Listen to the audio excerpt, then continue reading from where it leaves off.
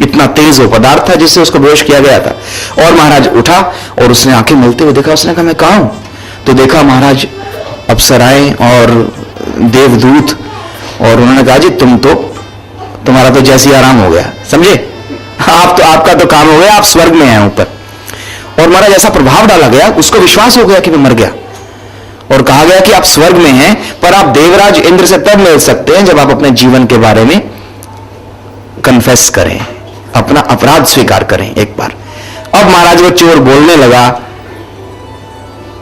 About to speak, बोलने लगा कि मैं चोर हूं, मैंने ये चोरी की है। तो अचानक उसको वो एक बात जो सत्संग वाली जो कि उसने अनसुने जो उसके कानों में पड़ी कि स्वर्ग जो है उसमें देवताओं की ये पहचान होती है।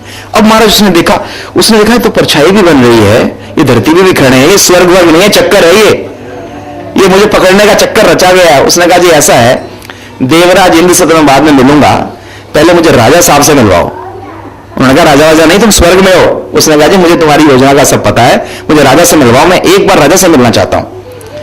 और इतना गंभीरता से उसने कहा कि जो सेवक थे वो हैरान हो गए कि आज तक हमने इस व्यक्ति को इतना गंभीर नहीं देखा। ये सचमुच में इसका चेहरा जो है इतना गंभीर है, जैसे इसे आत्मबोध हुआ हो। ऐसा लग रहा है कि इसके मन में कुछ पश्चाताप है, ऐसा लग रहा है कि ये बहुत गंभीर है।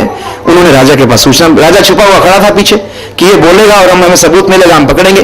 राजा सामने आया, राजा ने कहा भी देख प्लान तो हो गया फेल, पर तू इतना गंभीर क्यों है, तू मुझसे क्या बात करना चाहता है? चोर ने कहा जी देखो मेरी बात सुनो, मैं आपसे अकेला मिल रहा हूं और आपको एक बात बता रहा हूं कि मैं चोर हूं, मैं वही चोर हूं जिसकी आपको तलाश है। पर यह मेरे जीवन का ऐसा क्षण है कि मैं लगभग अभी फंसने वाला था। और सत्संग में मैं गया था, अरुचि से गया था सत्संग में, मैं गया था श्रद्धा से नहीं गया था। मैं सत्संग में गया था अनएम्ड गया था, मैं सत्संग में गया था, मैं निरुद्देश्य रूप से गया था। पर एक बात जो मेरे कान में पड़ गई और मुझे याद रह गई, उस बात ने मेरे जीवन की रक्षा कर ली। अगर मैंने गंभीरता से सत्संग कर लिया होता तो पता नहीं मुझे क्या मिल गया होता। और मैं तो आत्मबोध को जान चुका हूं, मैं सत्संग की महिमा जान चुका हूं। वो कथा ये कहती है कि उस राजा ने उस चोर को छोड़ा क्योंकि वो चोर इतना गंभीर था सत्संग के प्रति, और वो चोर जो था संत बन गया। देखिए, तो ये सत्संग का प्रभाव है। गुरु जी ने आज्ञा की और मैंने आज हमारे आदरणीय मोहन भैया को कहा था, मोहन भैया ने कहा कि आप कुछ बोलेंगे। मैंने उनसे प्रार्थना की कि मोहन भैया विषय का प्रवेश हो चुका है, विषय बड़ा गरिमा में विषय है गोकर्ण गीता, और ये शुरू हो चुका है, पर गुरुदेव की आज्ञा थी, आप लोगों की सेवा का अवसर है। तो आदरणीय सत्संग प्रेमियों, सत्संग का बहुत महत्व है और ये जो विषय लेके हम बैठे हैं गोकर्ण गीता, अपने आप में ये बहुत दिव्य गूढ़ विषय है। हम लोग जहां बॉटअप हुए हैं सत्संग में ऐसे महापुरुषों के समक्ष, हमें तो वहां होमवर्क मिलता है। देखिए, हम लोग तो जहां गुरुजनों के चरणों में बैठे हैं, पूज्य महाराज श्री से हमें होमवर्क मिलता है कि देखो तुम्हें ये श्लोक जो है ये आज लिया गया है और इसके बारे में और देखना है रात को, जिस तरह स्कूल में बच्चों को होमवर्क मिलता है। तो मुझे ऐसी प्रार्थना करनी है कि आप इस गरिमा में विषय को यदि सोने से पहले या दिन में जो भी आपके पास खाली समय हो उसमें थोड़ा सा भी चिंतन करेंगे तो देह के प्रति जो आसक्ति है, ममत्व है, या सांसारिक पदार्थों के प्रति जो लोभ आदि मोह आदि चीजें हैं वो कम जरूर होंगी। ऐसा गंभीर ये विषय है गोकर्ण गीता। अनेकों प्रणाम और साधुवाद आप उन लोगों को जिन्होंने ये विषय चुना, और इतना गंभीर विषय मुझे पता चला जब गोकर्ण गीता का विषय है तो बहुत अच्छा गंभीर विषय है ये। आप सब लोग धन्यवाद के पात्र हैं और बड़े सौभाग्यशाली हैं हम सब लोग कि पूज्य महाराज श्री के ऐसे वचनामृत प्राप्त कर रहे हैं। महाराज श्री के चरणों में मेरा कोटि कोटि प्रणाम करते हुए ये प्रार्थना है कि इस दिव्य विषय का हमें प्रसाद प्रदान करें। ओम शांति ही शांति ही।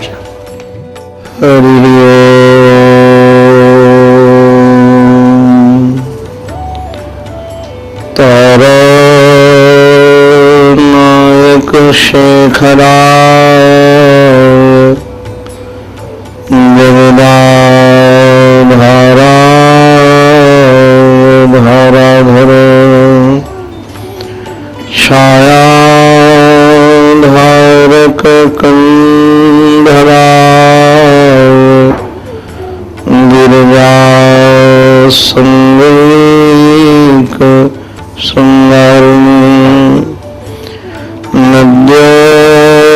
शेखरिणे दृशा तिलकिने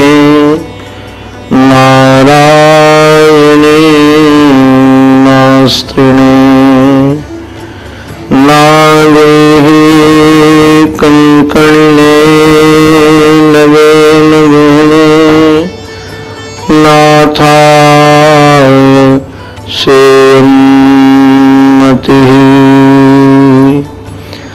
मूढं स्निग्धं मधुरमुरली माधुरी धीरनादैः कारं कारं करणविवशं गोकुलं व्याकुलत्वं श्यामं कामं व्रजजनमनो मोहनं मोहनाङ्गं चित्ते नित्यं निवसतु महो वल्लभी वल्लभं नः। ॐ नमः श्री परमहंसास्वादित चरणकमलचिन्मकरन्दाय भक्तजनमायन श्रीनिवासाय श्रीरामचन्द्राय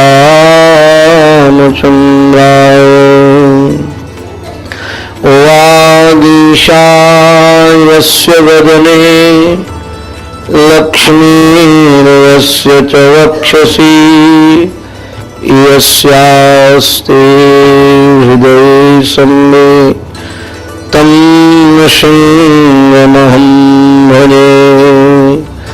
सच्चिदानन्दरूपाय विश्वोत्पत्त्यादिहेतवे तापत्रयविनाशाय श्रीकृष्णाय वयं नमः।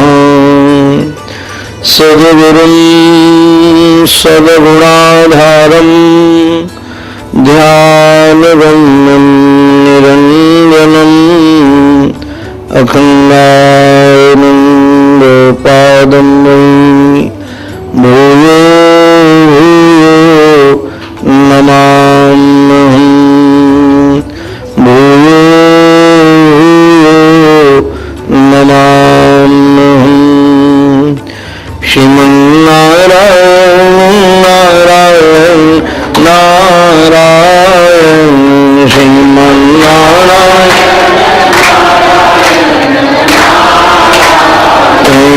श्रीमन्नारायण नारायण नारायण श्रीमन्नारायण लक्ष्मी नारायण नारायण नारायण लक्ष्मी नारायण लक्ष्मी नारायण नारायण नारायण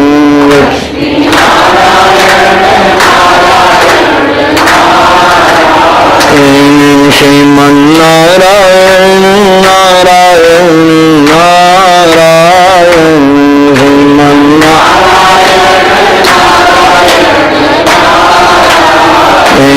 श्रीमन्नारायण नारायण नारायण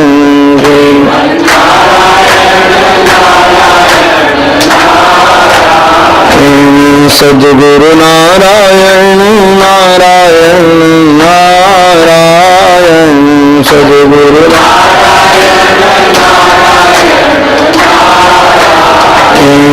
सद्गुरु नारायण नारायण नारायण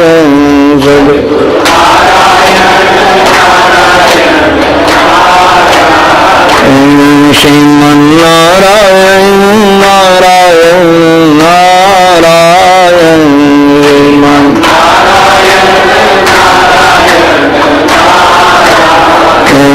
भजमन्नारायण नारायण नारायण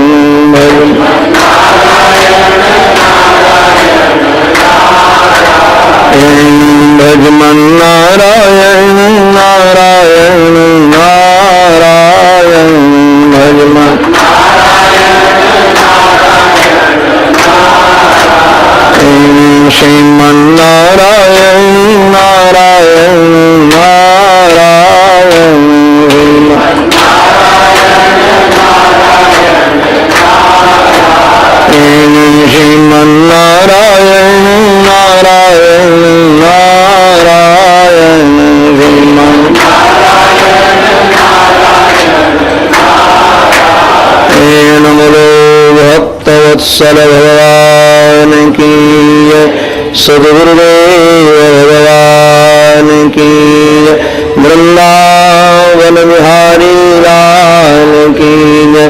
जय जय श्री राधे, जय जय श्री राधे, जय जय श्री राम। नमो महद्भ्यो ब्राह्मणेभ्यो नमो नमः। अभी हम सब सत्संग की महिमा श्रवण कर रहे थे। आइए हम सब मिलकर के अपने मन को स्वस्थ करने के लिए स्वस्थ विचारों की ओर अपने चित्त को प्रवाहित करें।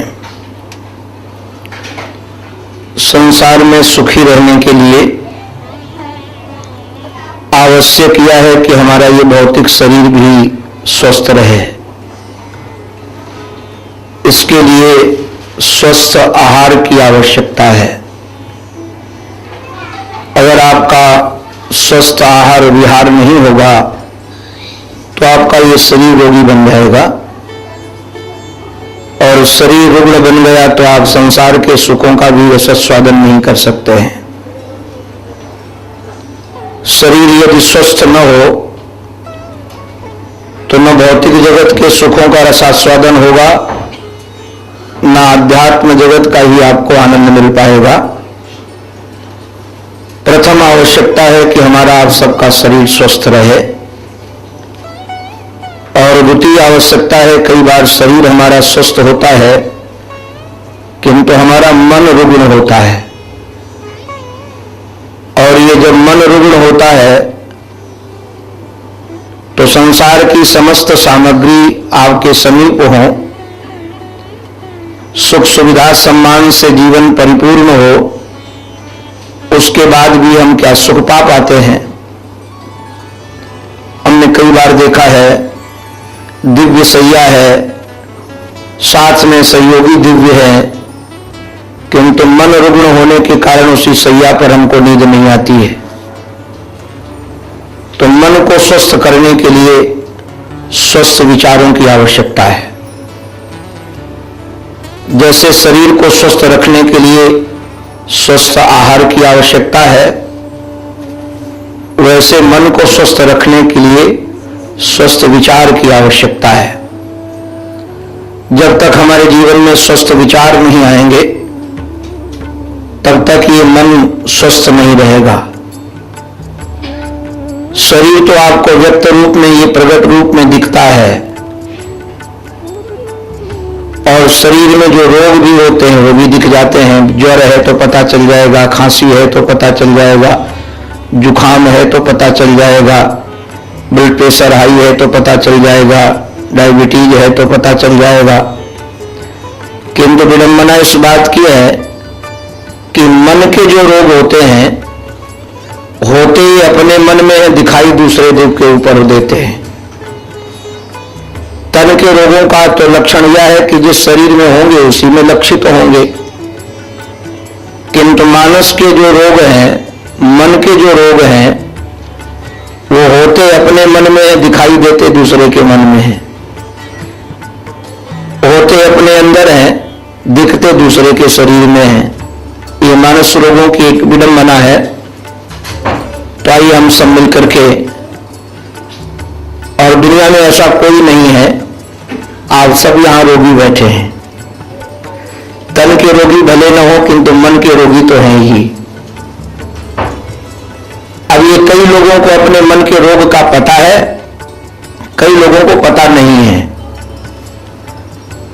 तो ये मन के रोग कैसे होते हैं और इसका जीवन में कैसे निराकरण किया जाए, जीवन से कैसे हटाया जाए, ये हमारे ऋषियों ने रिसर्च करके पुराणों के माध्यम से, रामायण के माध्यम से, गीता के माध्यम से, उपनिषद के माध्यम से ये व्यक्त किया है। जैसे डॉक्टर लोग जब डॉक्टरी पढ़ते हैं तो उनके भी कोई ना कोई ग्रंथ होते हैं, किस ग्रंथ के आधार पर अच्छा, ध्यान देने लायक बात यह भी है, आयुर्वेद है हमारे यहाँ, होम्योपैथिक औषधि की परंपरा है, और आज तक एलोपैथिक का तो बड़ा प्रचार प्रसार है ही। तो कई विधाएं हैं स्वस्थ होने के शरीर की भी। कोई एक विधा वाला व्यक्ति कह दे कि हमारी ही विधा सर्वश्रेष्ठ है और सब बेकार है, तो वह बुद्धिमान नहीं कहा जाएगा। बुद्धिमान वही है कि जिससे ये लगे कि जिस विधा से हम स्वस्थ हो जाएं। मूल उद्देश्य हमारा विधा पढ़ना या पढ़ाना नहीं है। हमारा उद्देश्य यह है कि हमको औषधि कौन सी हमें स्वस्थ करती है। अगर होम्योपैथी की औषधि से हम स्वस्थ हो जाते हैं तो उसका स्वागत है, आयुर्वेद की दवा से हम स्वस्थ हो जाते हैं तो उसका स्वागत है, कोई अच्छा डॉक्टर एलोपैथिक दवा देकर हमको स्वस्थ कर देता है तो उसका स्वागत है। हम यहां ये झगड़ा में नहीं बैठते कि आयुर्वेद वाला देगा तो हम इसकी दवा लेंगे ही नहीं, या एलोपैथिक वाला देगा तो हम दवा लेंगे ही नहीं।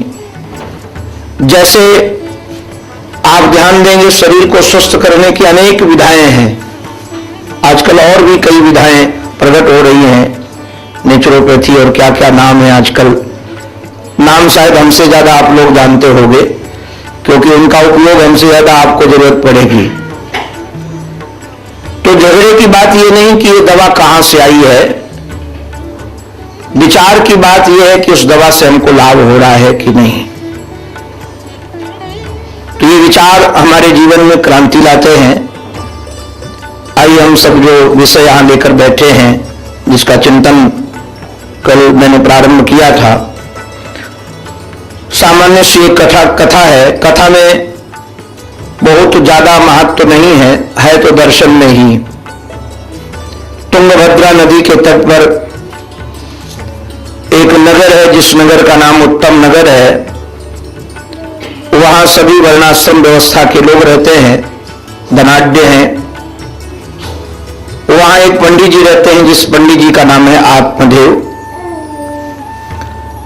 और उनकी पत्नी है जिनका नाम धुंधली है। नाम जितने भी पुराणों में दिए गए हैं, सब पुराणों के नाम का एक अपना अर्थ है और एक अपना महत्व भी है।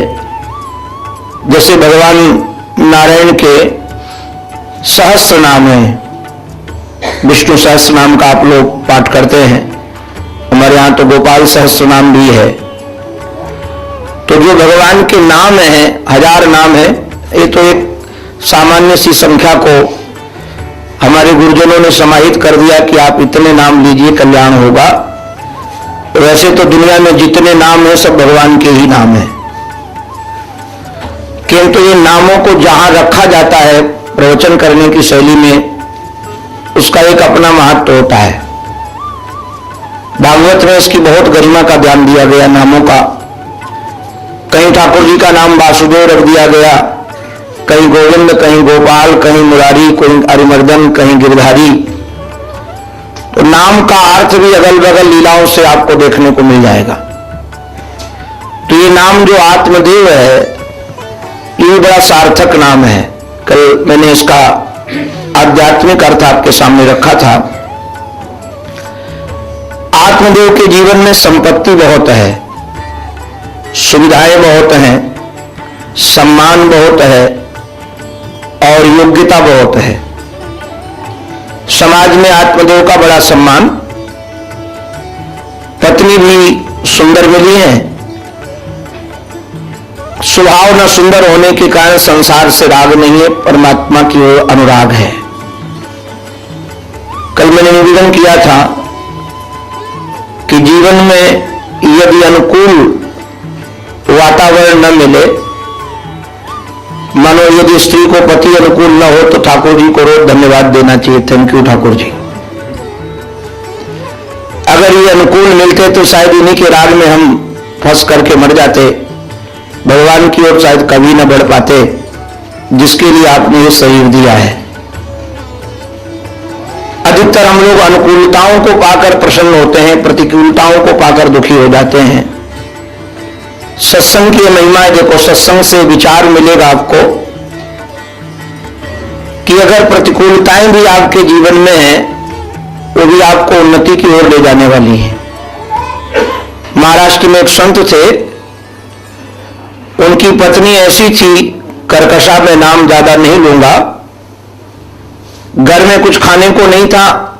देवी ने कहा बच्चे भूखे हैं, कुछ लाए नहीं आप, तो खेत में गए, गन्ना लेकर के आए, रास्ते में बच्चे मिल गए, बांट दिया। एक गन्ना बचा था, लेकर के आए, पत्नी को दिया। पत्नी बहुत कुपित थी, वो गन्ना लिया और पंडित महाराज उस संत के पीठ में मारा कि घर में इतने लोग हैं, एक गन्ने से क्या होगा, टुकड़े हो गए।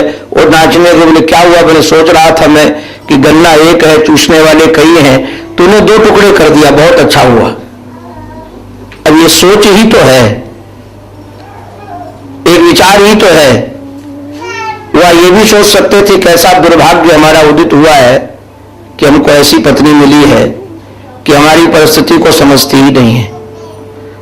तो पीड़ा और बढ़ती कि नहीं बढ़ती? आप घटनाओं की मीमांसा, घटनाओं का चिंतन किस आधार पर करते हैं? बस ये सत्संग से आपको मिलेगा। पत्नी में अनुकूल होने